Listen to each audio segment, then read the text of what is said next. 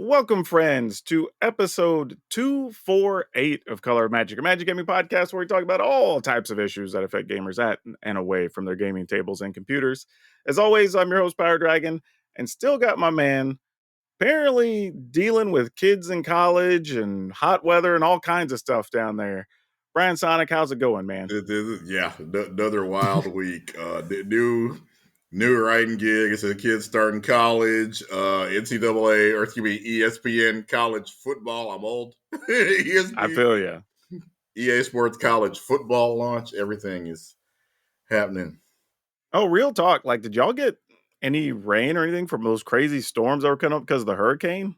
I think it rained for about 30 seconds when I was outside Oh, okay. earlier, Y'all but got it nothing. didn't get quite that far inland then. Y'all are good No. because man, Houston got destroyed in some Yeah, I parts of definitely it. want to send all of our thoughts and prayers to people in Houston. I mean, I have some friends and family that there's still people that are without power in Texas. So by all means, Yeah, the pulling flooding for y'all.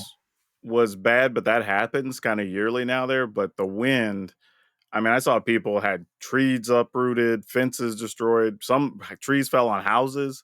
Like Yeah. it was crazy. So Every time we think we've patched up the power grid, something else yeah, goes that anyway. too. And that's just weather, not even in just Texas, but most of the Southern United. I mean, I think every state, because doing shows and stuff, I go all over the place, and everybody thinks they have the worst drivers and the worst weather. And I'm not Yep. gonna lie to you, it feels like about 9 or 10 places feel correct on both of those things. It's crazy. It's just that way, man. Everybody's a worse driver than you, right? If you ask Mhm. somebody, it's never them, it's somebody else. Right. Or it's just traffic where, it's not even that the driving is bad, it's that nobody can move for Well, yeah, hours. yeah. I've been very lucky because I've seen pictures of like the 405 going through California, especially through LA.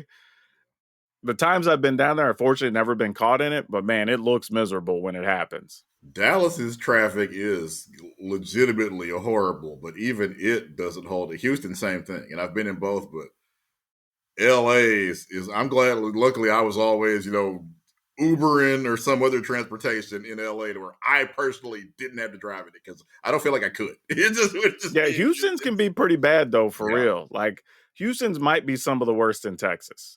Houston's rough.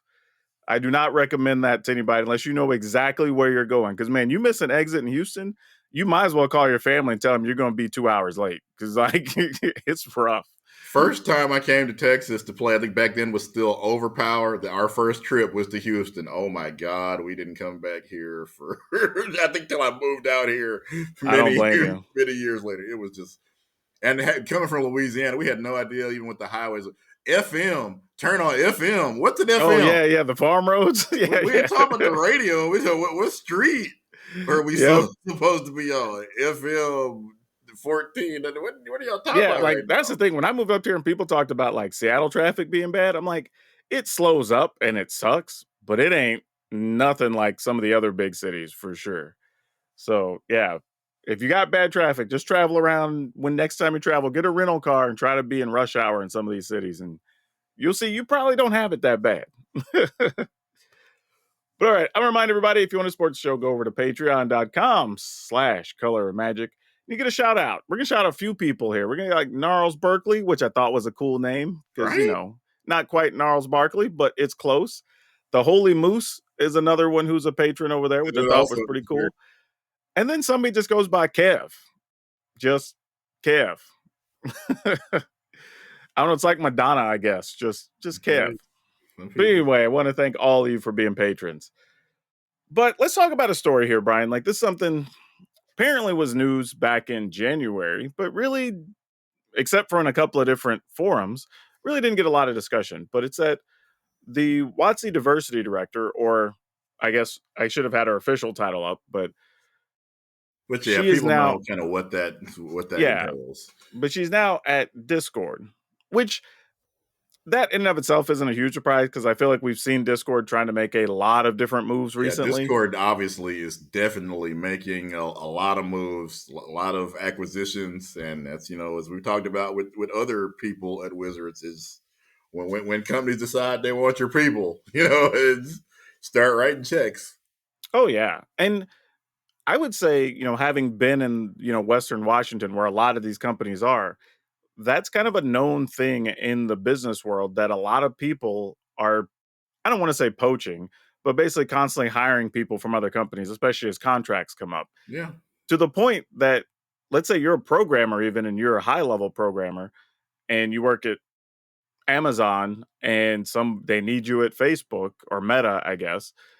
Like, they are, according to some of my programmer friends, they're paying like high dollars worth of just signing bonuses if you complete like 2 years or 3 years or whatever. It Because, really is like any competitive industry that you see, be it sports or heck, journalism. Just the people that move the needle are able to kind of just name their own price to some extent. well, especially when there's not that many of you.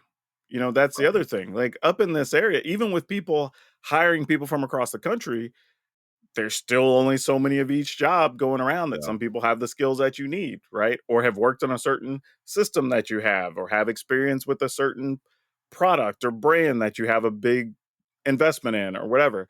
So if you can get that person, some of these people are getting $20,000 signing bonuses, $30,000 signing bonuses. And then, you get extra money if you finish year 2, year 3, whatever. So it's like, yeah, if your contract's up and you got your money, you might as well move and get paid again. A Why lot of not? people in my industry, especially, are upset. That okay, if somebody like Pat McAfee gets hired at ESPN, and to get his salary, they have to lay off sometimes 40 or 50 people, and Stephen A. Smith, to re up his contract. But just the bottom line is, a Stephen A. Smith or a Pat McAfee moves the needle in ways that very few of us do. Hell, on top of that, credit to Pat McAfee because he basically built his own brand entirely. Mm-hmm. So he's bringing active eyeballs when he comes on. So I get it.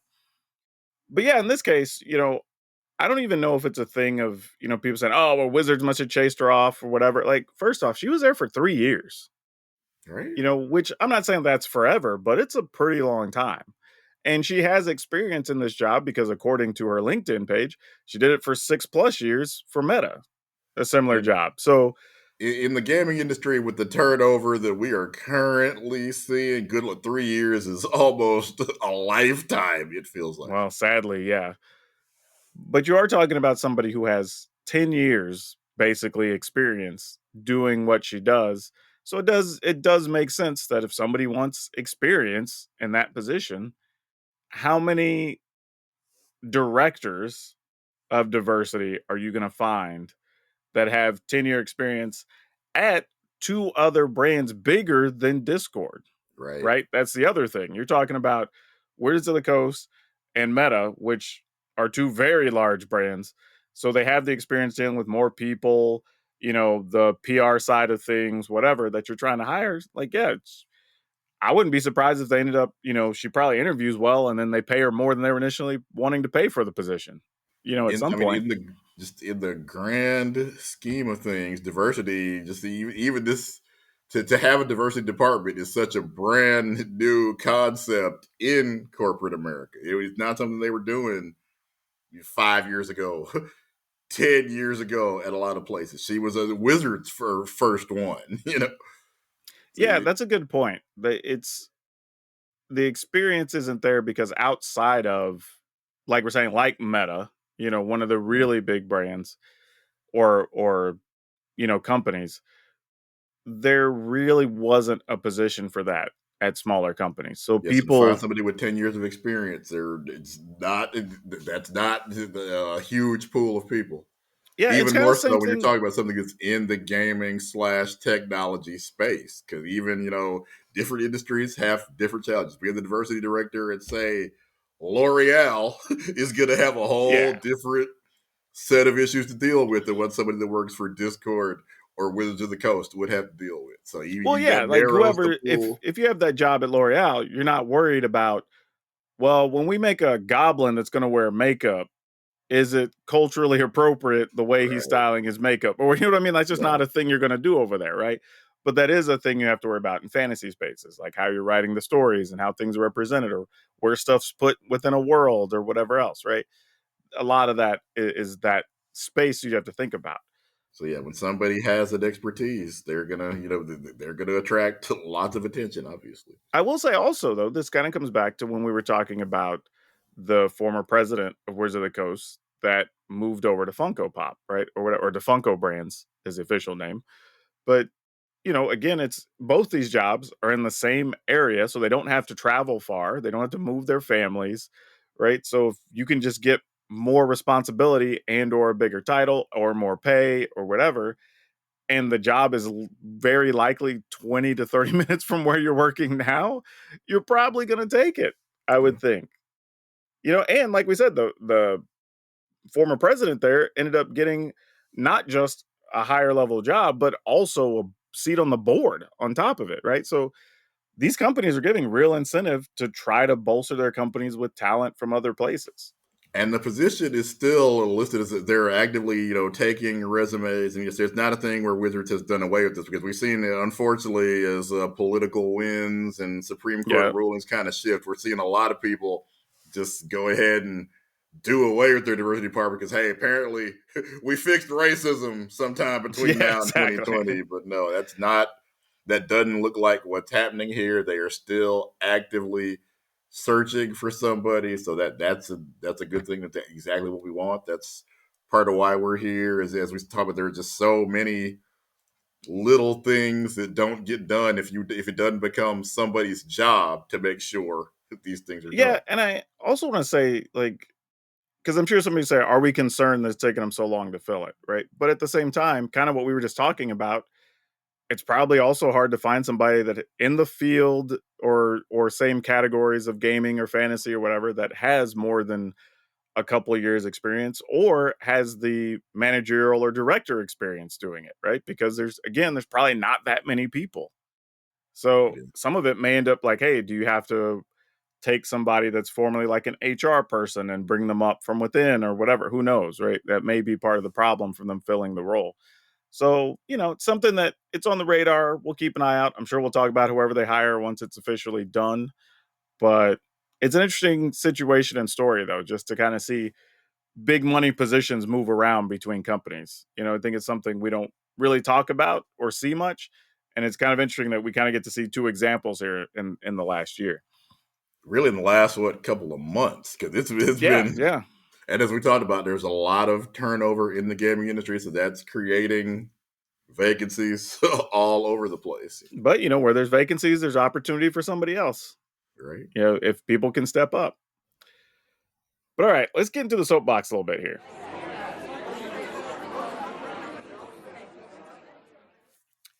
Now, there's a topic, and I feel like I mention this at least once a year, but I feel like this is the time to bring it up again because I've seen knuckleheads online, and to an extent, I'm going to talk about the creator space specifically, but pretty much anything that's been creative, the arts, if you will, has had just people for whatever reason lately playing them down as though they're not jobs.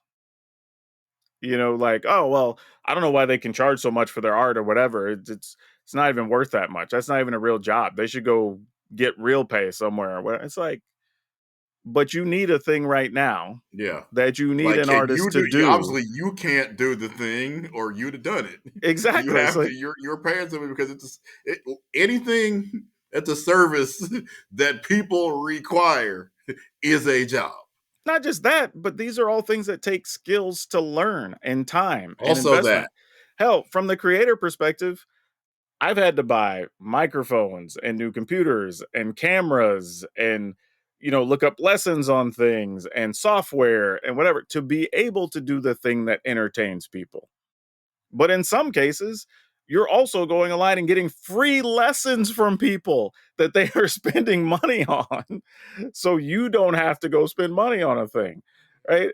And people are like, oh, yeah, but being a creator is not a real job. I'm like, okay, so the time the person went to research the thing, to also know how to use the cameras and the audio levels and the color correction, possibly paid an editor or whatever, or maybe even an artist to help with their thumbnails and blah, blah, and all this doesn't make it a real job.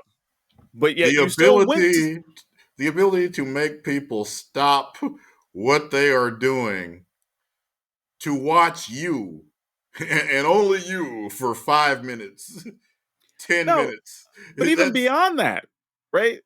You went to that person because you need a thing right now, whether it's entertainment, you yeah. need something to help you learn a skill, whatever it is. And they put that together so you have the thing. They literally created a resource that you needed right then. And It's you're a saying one that's not a percent. job. It's a 1% of the population kind of skill. It really is. Oh, now I will admit, like any job, there are a lot of people that are bad at their job. Yeah. Right. So we can have that discussion, right? That, hey, you may not be good as an artist.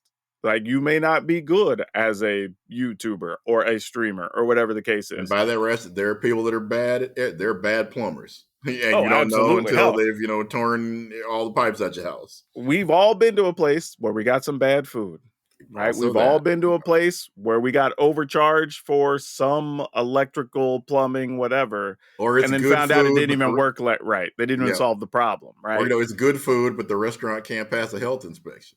It's just That's true too. it ends up That's being a real. whole different set of skills sometimes. But to look at anything and just like if it's a thing that enriches somebody's life and it's a thing somebody is willing Yeah. to pay for, And it's legal. that's true. It is legal. How do we consider it to not be a job? Like that is a weird statement. Genuinely. Like I've never looked around and been like, that dude's just mowing lawns. Everybody could just get a lawnmower. Like whatever. Like, you know what? He's saving somebody time or maybe Right. physically the ability because they may not be able to do it. They're getting their $50 or whatever and going out and taking care of somebody's lawn. Like awesome. Like I ain't hating them. Who cares if it's not a Talk regular to your 9 to 5, whatever. talk to whoever does your lawn about the different types of grass, Oh, about bruh. when to Yeah. plant the grass so that it grows properly. That's a whole. I mean, Oh, not just that. Like, what other types of plants should you put with your grass so you don't oh have to yeah. water it as often? And do you need a watering schedule? And blah, blah, like whatever. There's a There's a reason agriculture is a degree, folks.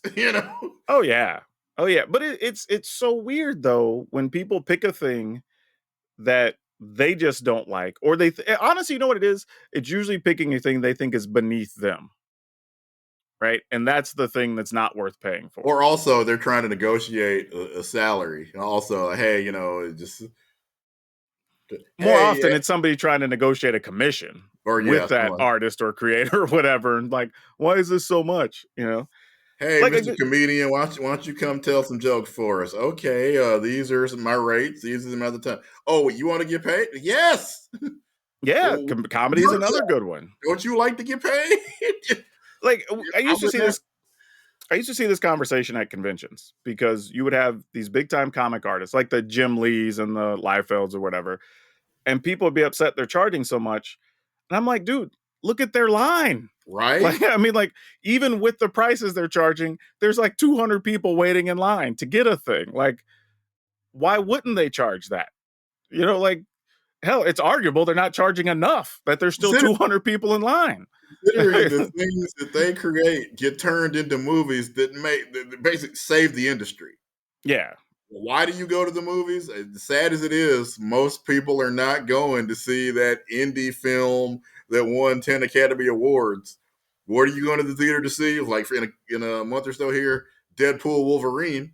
You're You going know to what? see that. Here's a good thing, right? I have an artist friend locally, and I don't know, she may even be listening to this, honestly. But when I met her, she was trying to tell me about her art and everything else. And I'm like, oh, okay, cool. And then she started telling me about her rates. And I was like, wait, so you're telling me you're backed up right now with work and you're having to work super fast, try to keep up. And like, why aren't you charging more? It's like, well, some people get upset. And I was like, but your list is more than full. Like, you can't even take more commissions right now if you Yeah. wanted to. So guess what she did? She upped her rate significantly and she makes more per project There doing you the go. same amount of work. And the list is still full. Right. So that's a job. I don't know what Know you call it, know but your when you worth. got to put in 40 plus hours to keep up and get it done, it's a job. That's how agent became a job because comedians, actors, writers, Mm-hmm. TV newscasters, to some extent, didn't know what they were worth. So somebody had to say, hey, while you're out doing your job, let me figure out how much they need to pay you. Not just that, but they're doing all the phone calls. They're trying to get all the contracts together. They're doing all the background research on people, whatever. So you Yeah. can just sit down and they can tell you the shorthand form of everything and you decide if you want to sign or not. If it comes to the point where, hey, you have to not show up for that job for a little while till they come to the table, and at the highest levels of sports, entertainment, and yes, I guess even probably news, that happens, But yeah, I want to say to kind of put a bow on this is that like if there's a job you look at and you genuinely think that's not a job, always ask yourself, why are people willing to pay for it? And could you do it? That's could, could also true. could I do the thing I think is not a job? Because And again, we could, people, be honest with yourself. 'Cause a lot of people think they can do stuff that they oh, can't even do. yeah. But Be I was honest going to with say, like, yourself. using myself as an example, like, there are people that literally, when I told you before, when I started, like, oh, there's no room in the space, there's no money to be made, whatever. But then you start doing it, and all of a sudden, they're like, oh, hey, can you come help me with my thing? Can you come do this? And it's like, oh, so now you want me to come help you even for free? Like, when Right. before, this wasn't a thing anybody can make money at. Like, hold up. Right. So, yeah, if you see it, always ask yourself, like, why is somebody willing to pay for it? Why is that worth money? Or whatever. What is that person putting in time? Because I can tell you, I do a lot of things to get paid, and I have many weeks that are 60 hours. Right. That's just the way it is. Yeah. But it's a job. Mhm. Right. That's how it goes. But all right. I'm gonna get off this, pass it on to you.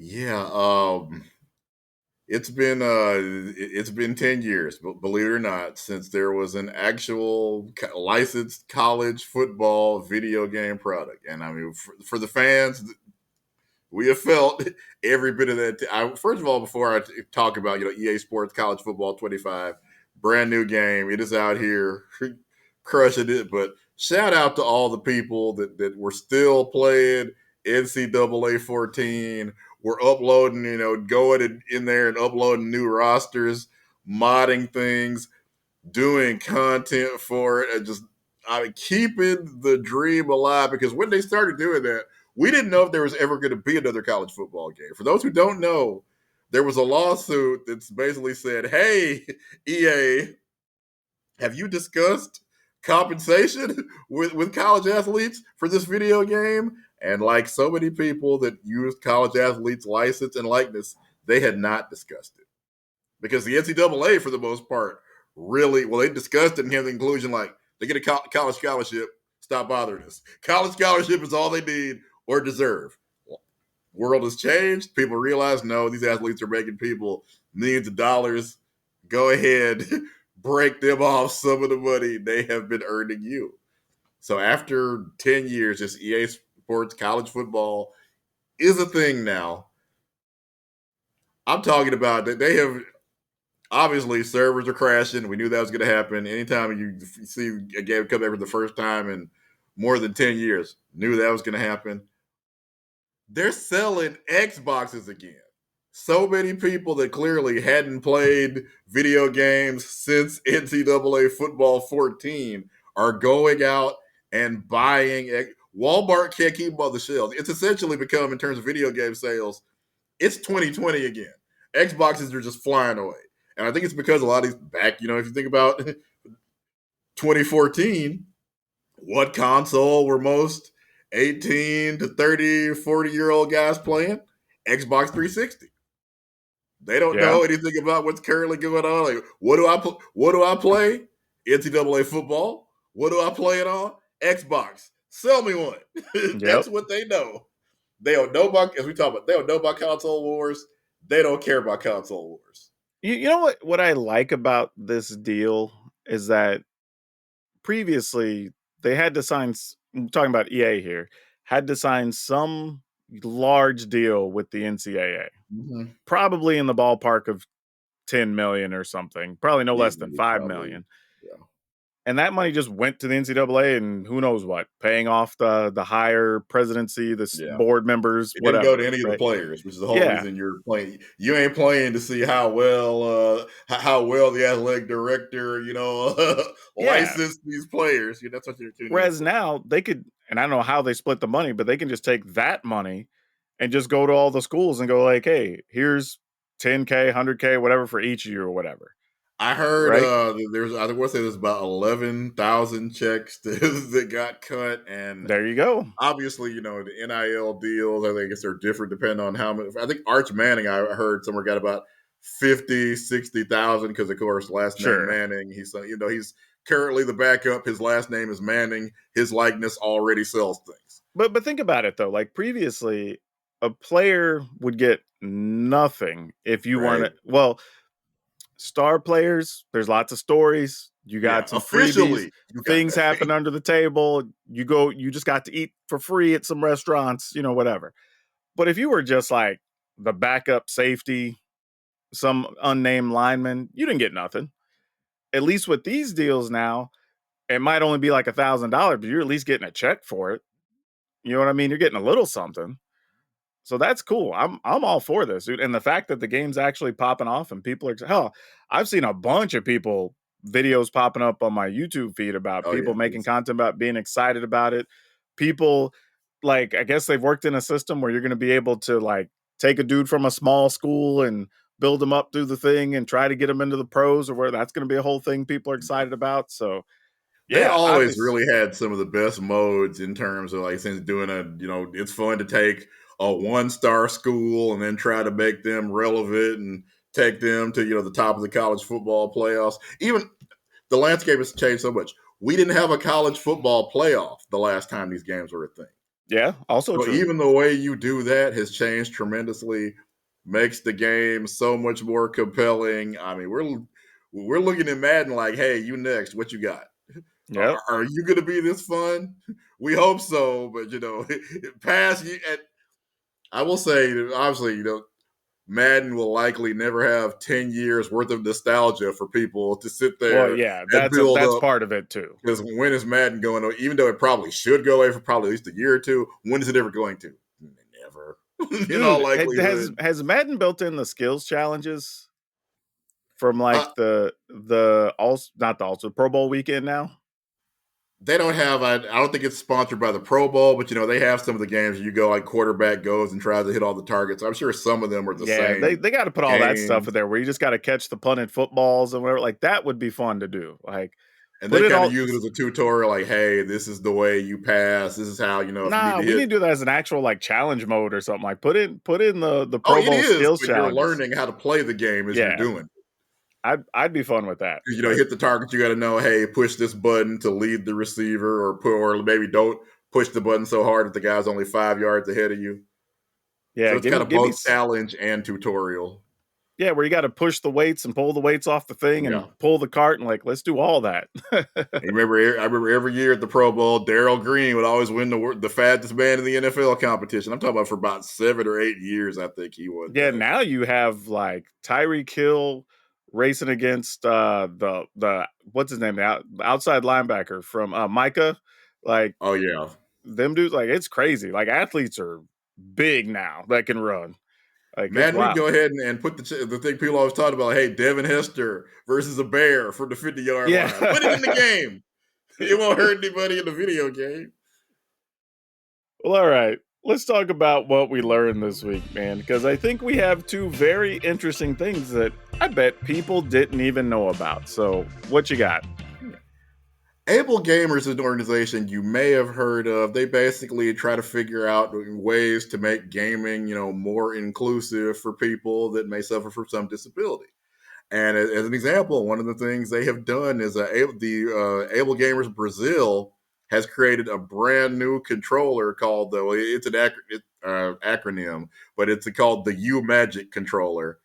And it's a very interesting piece of equipment. I want to see this hopefully I'd love to be able to, and I personally don't need to use, but I would still love to see it in GameStop where people who do need to purchase a control like this could just go there and do it. I don't know if it's economically feasible, but somebody I'm sure will probably work on that. It essentially combines, I guess, buttons and parts of all of the PlayStation, the Xbox, the latest versions, and the Nintendo Switch. So it's got all those hybrid buttons. It has basically, I guess, a control stick that's designed for to be used by people with a wide range of disabilities because it's a huge spectrum, obviously. And they said one of the reasons they did this was because they were at shows, and people have learned that at shows such as E3 and now the Summer Game Show that obviously you need to have a separate controller for people with disabilities. But a lot of times controllers need to be paired up.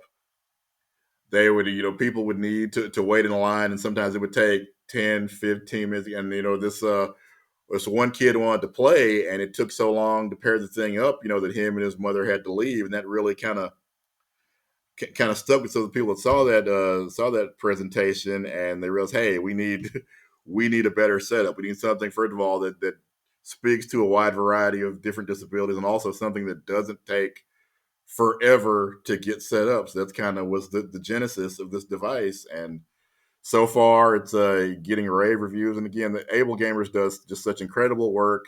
They are always talking to game publishers to figure out ways to make games more accessible, whether it's closed captioning or talking about, we've talked on here about difficulty levels and just ways that everybody can enjoy the game, because as we talked about, video games can definitely be a very games such as Elden Ring, for example, even Madden. There's a whole bunch of buttons, combos, things you need to do rapidly, and traditional controllers are just weren't designed with disabled people in mind for the most part.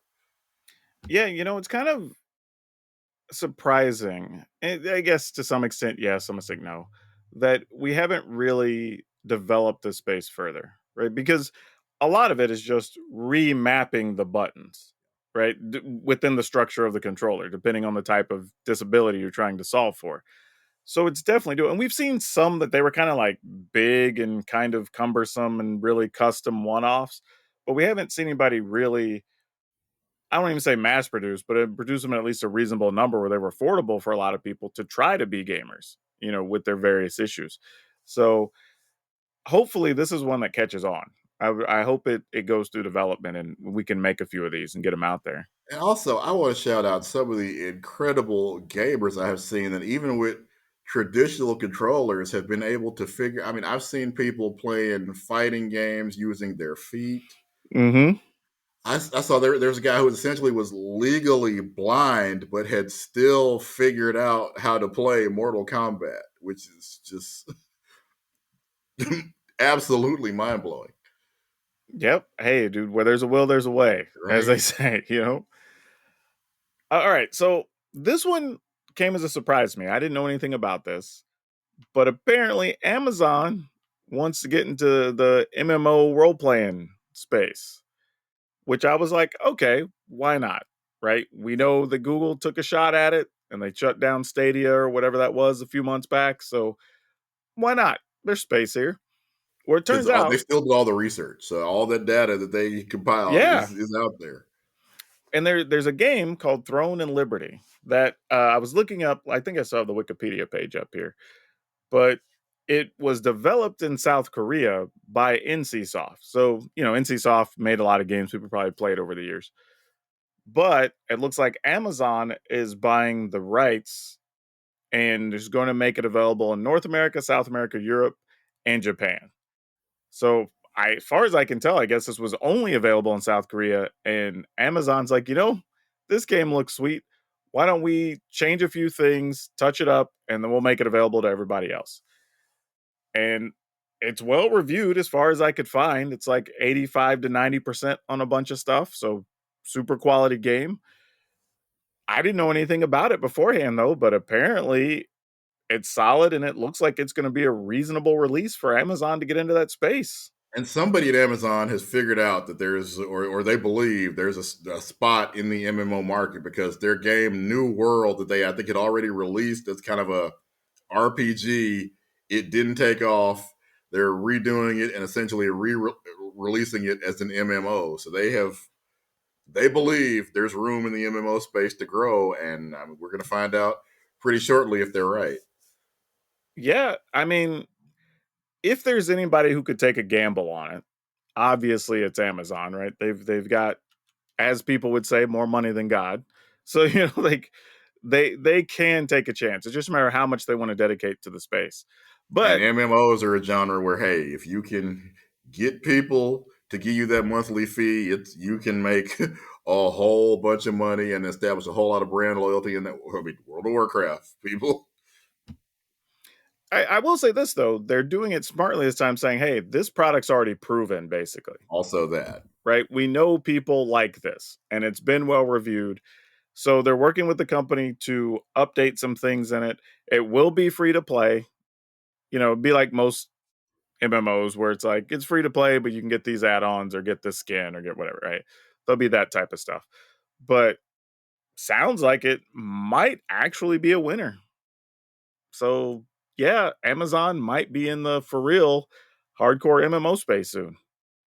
I not something I thought I was checking off my bingo card, but hey, why not? All kinds of stuff been happening in wild 2024. times in gaming right now. Yeah, exactly. It could be anything. But yeah, let's talk about some other interesting things here in gaming. One of those being that Wizards of the Coast, Ultimate Guard, and Daybreak. Daybreak being the company that now runs a bunch of the Magic Online stuff on behalf of Wizards.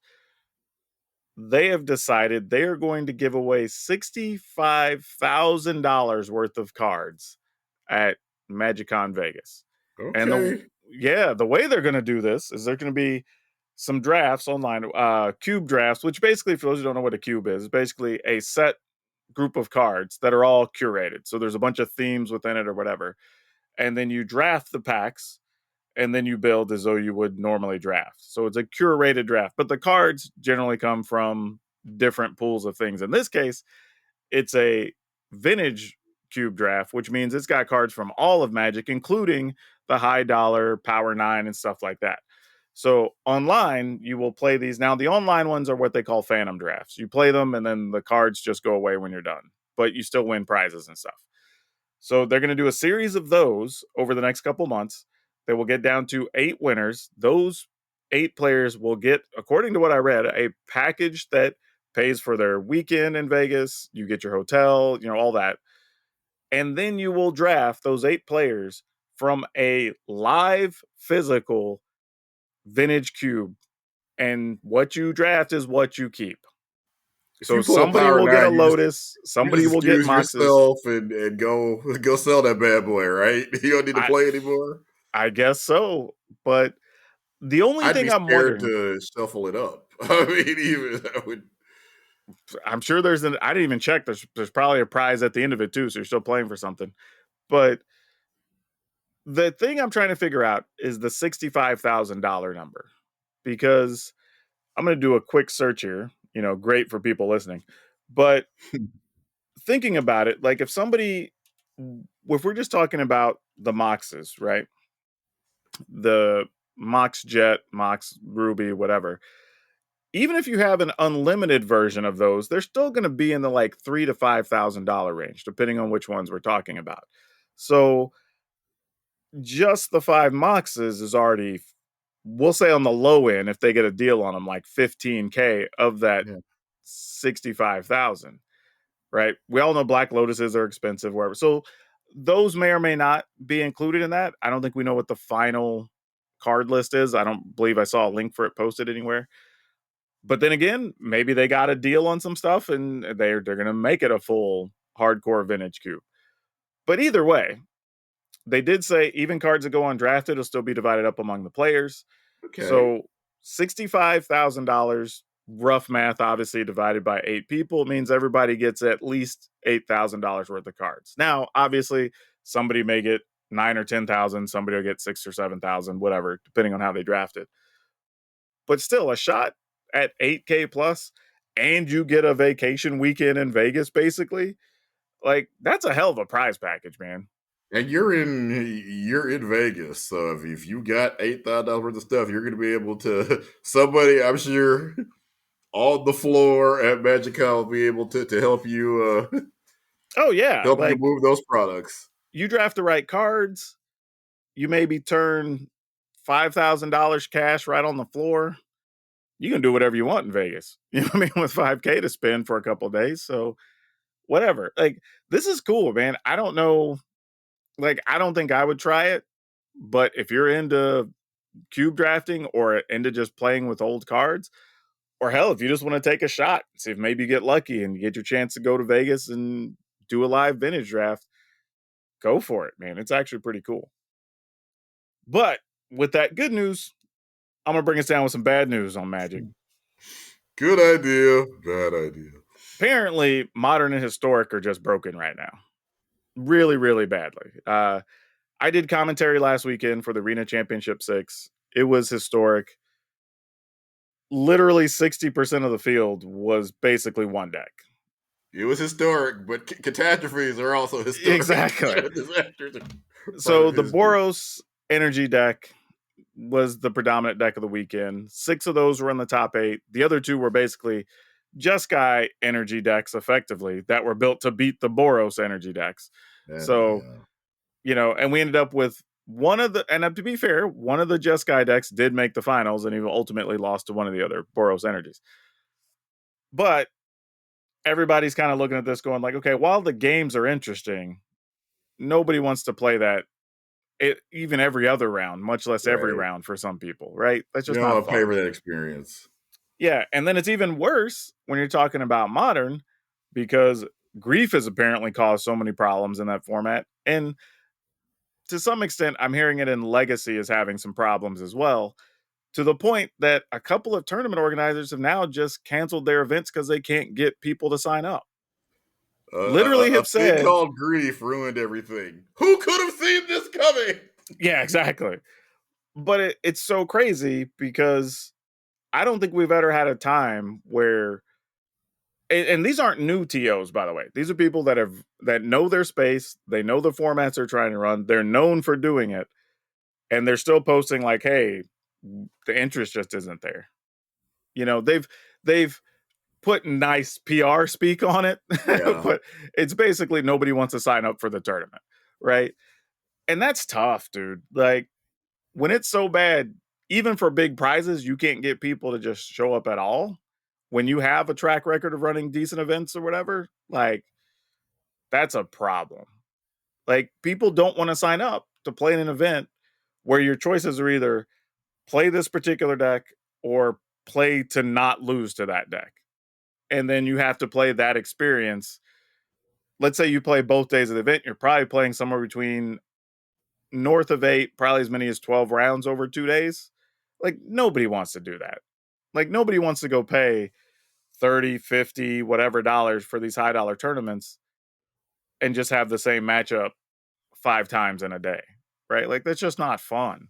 So I get why people don't want to do it, but I will say this, having some discussions, there's some rumblings that there are people aware at Wizards and they are not happy with the situations. Now, I couldn't be told any more than that, so I don't know what that means. I don't know what cards they're targeting. I have no information outside of that. But it does stand to reason that we'll likely see some type of banning off schedule, some type of emergency banning. So even with the bad news, we got a little bit of good news. I think are aware. Something's going to happen because they don't like the fact that we had that many of one deck in the Arena Championship, right? That's not fun for them. They're not happy with that. They know it's not going to be fun for players.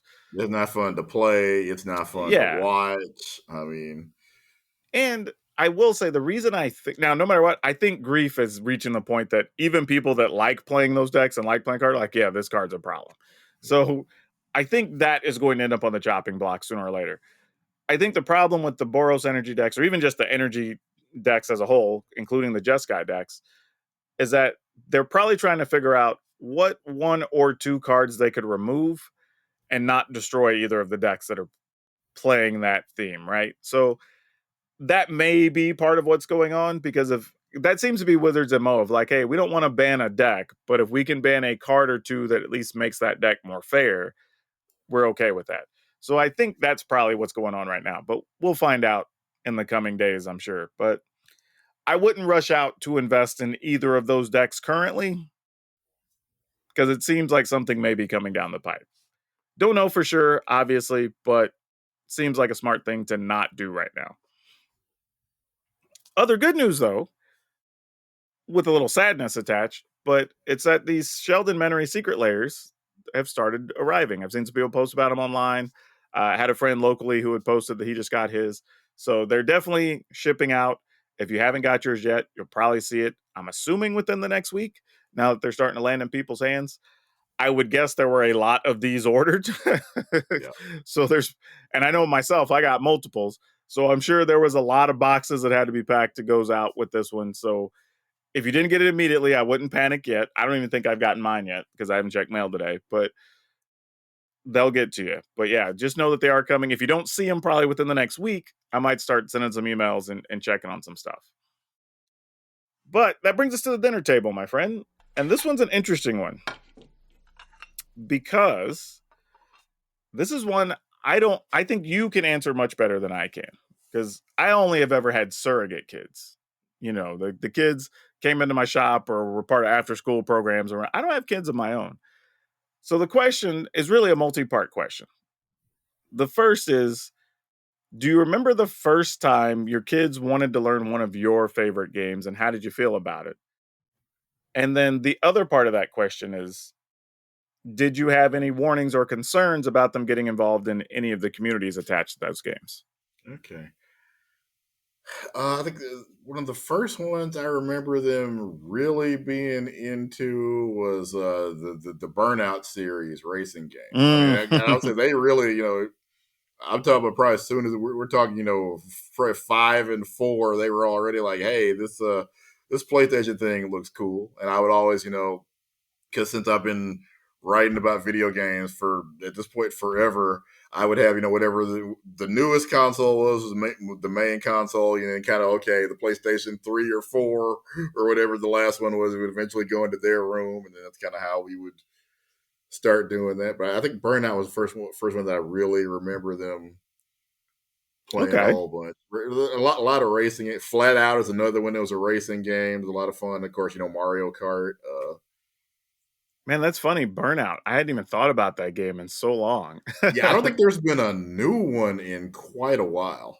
And for everybody that doesn't know, yeah, it's a racing game. It's very much it's arcadey. It's like it's Mario Kart, but the cars look a little bit more realistic. But still the idea is to run the other cars off of the road. There's no power. It's almost like your car essentially is the weapon. So you're, Yeah. just so I guess really I guess kind of way the most little kid game ever. Hey, you're crashing cars into each other, like Hot Wheels almost in real life.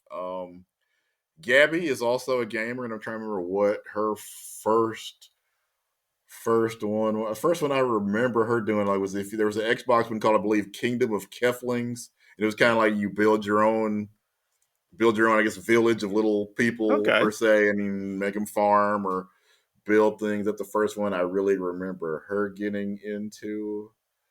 Well, like once you knew that and they were getting more active, I'm assuming at some point wanting to play online, Yeah. like did you have concerns or was there anything you had to warn them about or whatever, knowing kind of what online communities could be like? Yeah, they kind of, I guess, grew up kind of under my feet playing the video games. So unfortunately, at that point, you don't know when somebody's going to drop a racial slur on you. It kind Fair. of just it just happens, and I was like, yeah, okay, yeah, that word he just said, yeah, yeah, it's bad words. We don't Don't say say that in that this word. house. Right? Yeah.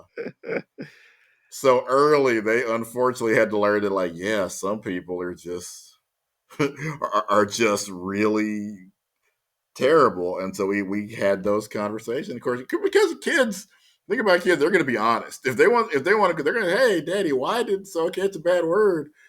Well, why did that Why'd that guy say that bad word to you? Like, well, he's Bruh, if we knew anything in life, it's that old yeah, people and kids don't have filters. right. No, that's cool though, that you at least got to kind of start that awareness when they were young enough, right? So it Yeah, wasn't a shock later. Because I feel like, and again, I don't have kids, so I'm just speculating, but it feels like it would be harder for you to navigate as a parent if they didn't hear that or get introduced to it until later, right? Now it's a yeah, shock factor. And it's probably happening out of your purview, right? While they're playing in their room or something else versus them being yeah. with you while it's happening the first couple of times. So it's actually pretty cool. For example, one of Jordan's favorite games is League of Legends, and I mean, we all, if you don't know, yeah, League of Legends can be very, very toxic. So he kind Yep. of he's been playing for a couple of years now. As we mentioned, he's about to start college, so he's at this point has cultivated his own group of friends, and that's who he plays with. He doesn't really he doesn't if he doesn't know them, he for the most part. Now, obviously, your opponents are your opponents. If they're going to be idiots, you can't control that. But in terms of his own voice chat and his own group, he plays with his own group of friends. And I mean, and he's again, he's learned how to cultivate his own community of people that really are just chill and trying to have fun and not acting like this is their life. Nah, it seems like you did good. You won parenting. I try, and as I said, it's nobody. I don't care what anybody tells you. I don't care how good their parents were. I don't think anybody knows what they're gonna be like as a parent until they have become a parent, and then things happen. That I totally believe that. Like the sad thing I remember telling somebody one day is most of us were mistakes. Our parents just can't tell us that. They weren't none of Right. them were ready. It just happened. And especially if you were the firstborn child, Oh yeah, for they're sure. going to be a whole lot of more mistakes. But I think, especially in my case, by the time Gabby was here, I feel like, okay, there's still a lot I don't know, but there's fewer situations that we encounter where I just have never seen that happen before.